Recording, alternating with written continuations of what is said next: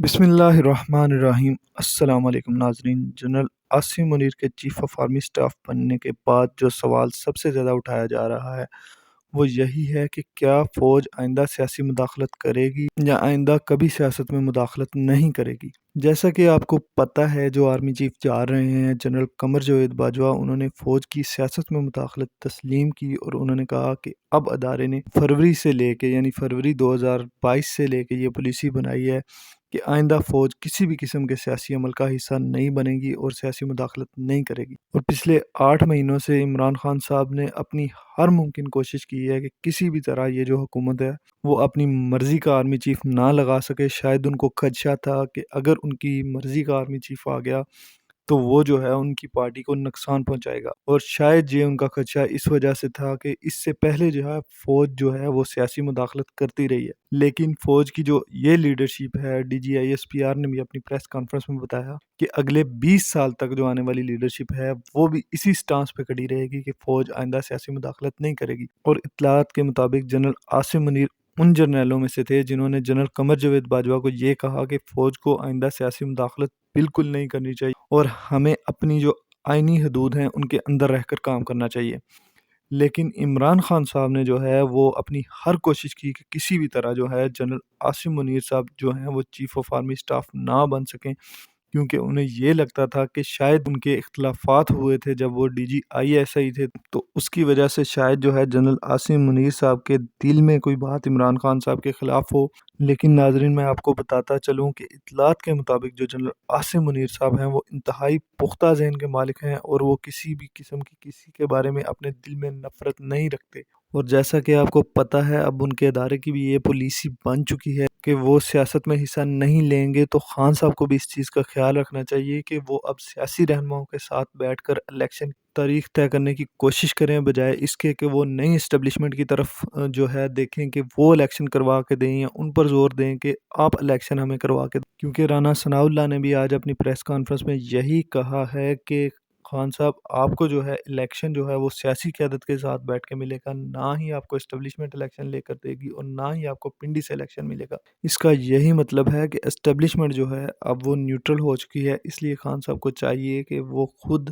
سیاسی قیادت کے ساتھ بیٹھ کے یعنی کہ پی ڈی ایم رہنماؤں کے ساتھ بیٹھ کے الیکشن کی تاریخ طے کر لیں، یہ زیادہ بہتر ہوگا۔ آپ کو جنرل عاصم منیر کے بارے میں، ان کی نجی زندگی کے بارے میں کچھ چیزیں بتاتا ہوں جس سے آپ کو اندازہ ہو جائے گا کہ وہ کتنے ساؤنڈ مائنڈ کے ہیں اور وہ کس طرح کے انسان ہیں، اور آپ کو یہ بھی جو ہے تسلی ہو جائے گی کہ وہ کبھی بھی سیاست میں مداخلت نہیں کریں گے۔ جنرل عاصم منیر جو ہیں ان کا تعلق راولپنڈی کے ایک گاؤں ڈیری حسن آباد سے ہے، اور جنرل عاصم منیر جو ہیں انہوں نے 7th کلاس تک جو ہے وہ صرف حفظ کیا تھا، اور پھر 8th میں جا کے جو ہے وہ اسکول میں ایڈمیشن لیا، اور پھر انہوں نے 10th جو ہے اپنی یعنی کہ میٹرک سالپور سے کیا۔ اس کے بعد انہوں نے جو ایف ایس سی کی وہ سر سید کالج راولپنڈی سے کی۔ اس کے بعد یہ آفیسر ٹریننگ اسکول منگلا میں چلے گئے اور ادھر سے اپنی انیشیل ٹریننگ حاصل کی اور وہاں سے سورڈ آف آنر حاصل کی۔ یہ ٹاپ کیڈٹ تھے، پہلے نمبر پہ کیڈٹ تھے، اور یہ اپنے سارے کورسز میں جتنے بھی انہوں نے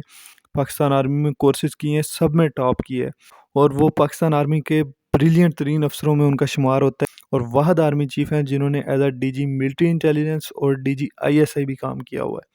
اور آپ کو پتہ ہے وہ اتنے ساؤنڈ مائنڈ کے ہیں، اتنے تگڑے مائنڈ کے ہیں کہ جب وہ as a D G I S I Imran Khan صاحب کے ساتھ کام کر رہے تھے تو انہوں نے عمران خان صاحب کو آگاہ کیا تھا فرح گوگی کی کرپشن کے بارے میں، کہ فرح گوگی جو ہے پنجاب میں کس طرح کرپشن کر رہی ہے۔ اس طرح جو عمران خان صاحب کی اہلیہ ہیں بشرا بی بی، وہ فرح گوگی کی سرپرستی کر رہی ہیں۔ اس چیز سے آپ اندازہ لگا لیں کہ وہ کتنے ساؤنڈ اور کتنے پختہ دماغ کے آدمی ہیں۔ انہوں نے یہ نہیں پرواہ کی کہ ان کے باس جو ہیں عمران خان وہ ان پہ ایکشن لے سکتے ہیں اس چیز پہ، لیکن انہوں نے اصولی جو بات تھی وہ عمران خان صاحب کو بتائی، اور اس کا نتیجہ یہ ہوا کہ عمران خان صاحب نے ان کی ٹرانسفر کروا دی، اور وہ گریسفلی جو ہے اپنی post as a D G I S I چھوڑ کے چلے گئے، اور ان کی جگہ پہ پھر جنرل فیض حمید کو اپوائنٹ کیا گیا۔ جنرل عاصم منیر جو ہیں یہ جنرل قمر جاوید باجوہ جب 10 کور کے کمانڈر تھے تو ان کے ساتھ ناردن ایریاز میں کام کر چکے ہیں۔ ان کا بڑا ایکسپیرینس ہے جنرل قمر جاوید باجوہ کے ساتھ بھی کام کرنے کا، تو اس لیے جنرل قمر جاوید باجوہ نے جو ملٹری کا آئندہ کا لائحہ عمل طے کیا ہے کہ ملٹری کبھی بھی اب پولیٹکس میں جو ہے حصہ نہیں لے گی، تو یہ اس پہ جو ہے پوری طرح عمل درآمد کریں گے۔ جنرل عاصم منیر کے آنے کے بعد یہ بھی امید کی جا رہی ہے کہ پاکستان کے جو سعودی عرب کے ساتھ تعلقات ہیں وہ اور زیادہ بہتر ہو جائیں گے، کیونکہ انہوں نے ایز اے ملٹری اٹیچی جو ہے وہ سعودی ایمبیسی میں کام کیا ہوا ہے، اور سعودیز جو ہیں ان کو بہت زیادہ لائک کرتے ہیں۔ اور ایک اور بات جو شجاع نواز صاحب نے اپنی کتاب میں لکھی ہے کہ as a D G I S آئی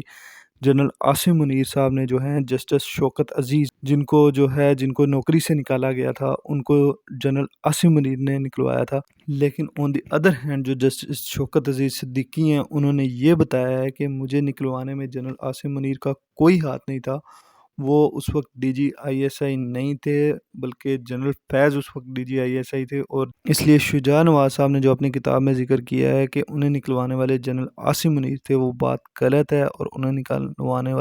انہیں نکلوانے والے جسٹس شوکت عزیز صدیقی کے مطابق جنرل عاصم نہیں بلکہ جنرل فیض حمید تھے جنہوں نے انہیں ان کی نوکری سے نکلوایا، کیونکہ وہ اس وقت ڈی جی آئی ایس آئی تھے as per justice Shaukat Aziz. اس لیے ہو سکتا ہے کہ شجاع نواز صاحب سے اس بارے میں کوئی غلطی ہو گئی ہو۔ ہمیں پاکستان کے نئے آرمی چیف سے اچھے کی امید کرنی چاہیے، اور یہی امید کرنی چاہیے کہ وہ پولیٹکس میں انوالو نہیں ہوں گے، اور خان صاحب کو یہ بات اب چھوڑ دینی چاہیے کہ وہ اپنا چیف لا کر جو ہے وہ مجھے مار پڑوانا چاہتے ہیں۔ ایسا کچھ نہیں ہوگا، کیونکہ جو جنرل عاصم منیر ہیں وہ نون لیگ کے یا کسی سیاسی جماعت کے جو ہیں وہ چیف نہیں، پاکستان آرمی کے چیف ہیں، اور پاکستان کے جو ہیں وہ جنرل ہیں۔ اس لیے ہمیں ان سے بہتری کی امید کرنی چاہیے، اور یہ امید کرنی چاہیے کہ کسی قسم کی پولیٹیکل انوالومنٹ نہیں ہوگی، اور خان صاحب کو بھی چاہیے کہ وہ ملٹری اسٹیبلشمنٹ پر بجائے زور دینے کے جو ہے وہ سیاسی لوگوں پر زور دیں کہ آ کر بیٹھیں اور الیکشن کی تاریخ پہ ڈسکشن کریں۔ اس طرح کی مزید انٹرسٹنگ ویڈیوز دیکھنے کے لیے میرے چینل کو سبسکرائب کریں، ویڈیوز کو لائک کریں، شیئر کریں۔ اللہ حافظ۔